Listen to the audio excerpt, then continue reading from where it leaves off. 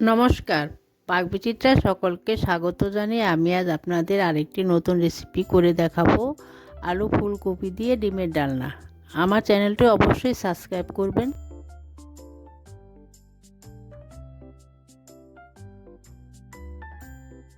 আজ আমি আপনাদের আরেকটি নতুন রেসিপি করে দেখাবো আলু ফুলকপি দিয়ে ডিমের ডালনা। তার জন্য এখানে আমি 6টা ডিম নিয়েছি। ডিমটা আমি ভালো করে সিদ্ধ করে খোসা ছাড়িয়ে নিয়েছি। একটা ছোট ফুলকপি আমি ছোট ডুমো করে কেটে ধুয়ে নিয়েছি। একটা আলু আমি এইভাবে একটু ডুমো করে লম্বা একটু ডুমো করে কেটে নিয়েছি। আলুটাকে আমি ধুয়ে নিয়েছি।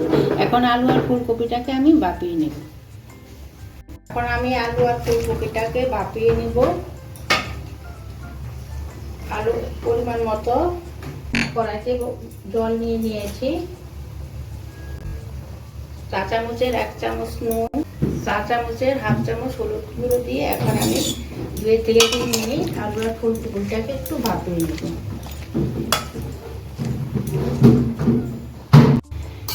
দেখুন আমার আলু আর ফুলকপিটা ভাপানো হয়ে গেছে। আমি এখন তুলে নিচ্ছি। আমি আলু আর ফুলকপিটা একসঙ্গে ভাপিয়ে নিয়েছি। এখন আমি ডিমগুলো ভেজে নেব। তার জন্য আগে আমি ডিমটাকে একটু চিড়ে নিচ্ছি, ভাজার সময় যাতে না ফাটে।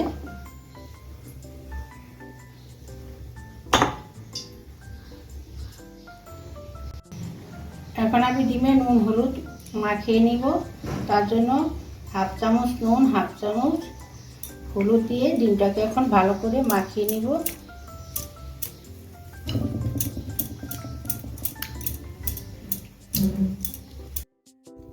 এখন আমি ডিমগুলো ভেজে নেব। এক এক করে ডিমগুলো দিয়ে দিচ্ছি। ডিমগুলো আমি বেশি লাল করে ভাজবো না, হালকা করে ভেজে নেব। দেখুন ডিমটা আমার এক পাশ হয়ে গেছে। আমি অপর পাশটা এখন ভেজে নিচ্ছি।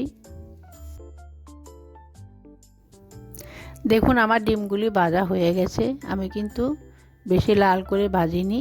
এখন আমি তুলে নিব। যে তেলে আমি ডিমটা ভেজে নিয়েছি সে একই তেলে এখন আমি আগের থেকে ভাপিয়ে রাখা আলুটাও ভেজে নেব। দেখুন আমার আলুগুলো ভাজা হয়ে গেছে। এখন আমি তুলে নিচ্ছি।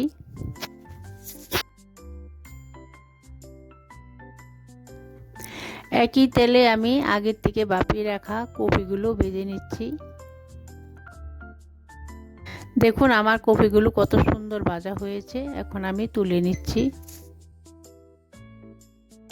যে তেলে আমি ভাজাগুলো ভেজে নিয়েছি সেই একই তেলে এখন আমি রান্নাটা করে নেব। তার জন্য 1/2 চা চামচ গোটা সাদা জিরে আমি ফোড়ন দিয়ে দিচ্ছি। ফোড়নটা যতক্ষণ সুগন্ধ না বেরোচ্ছে ততক্ষণ আমি ভেজে নেব। এখন আমি দুটো মিডিয়াম সাইজের পেঁয়াজ কুচি দিয়ে দিচ্ছি।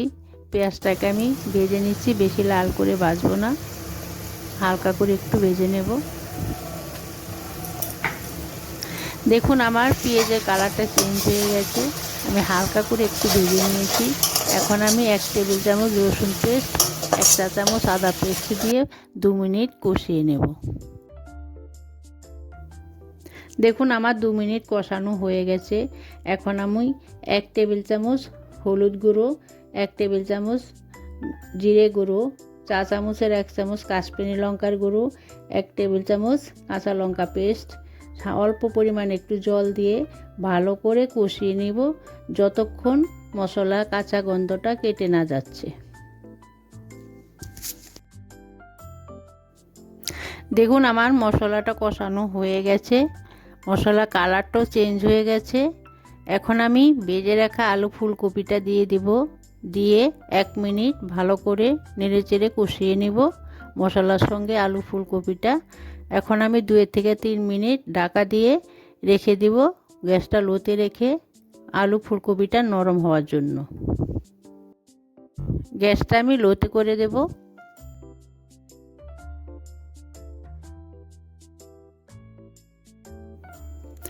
দেখুন আমার 3 মিনিট হয়ে গেছে। আমার আলু ফুলকপিটা অনেকটাই নরম হয়ে গেছে। এখন আমি গ্রেভি করার জন্য জল দিয়ে দিচ্ছি।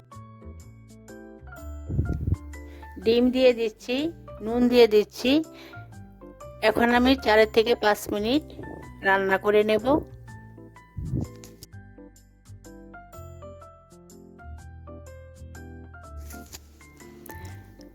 দেখুন আমার 5 মিনিট হয়ে গেছে, আমার রান্নাটা প্রায় হয়ে এসছে। এখন আমি 1 টেবিল চামচ ঘি, চা চামচের 1 চামচ গরম মশলা দিয়ে ভালো করে নেড়ে চেড়ে 1 মিনিট রান্না করে নামিয়ে নেব। দেখুন আমার রান্না হয়ে গেছে, এখন আমি নামিয়ে নিচ্ছি, গ্যাসটা বন্ধ করে দিচ্ছি।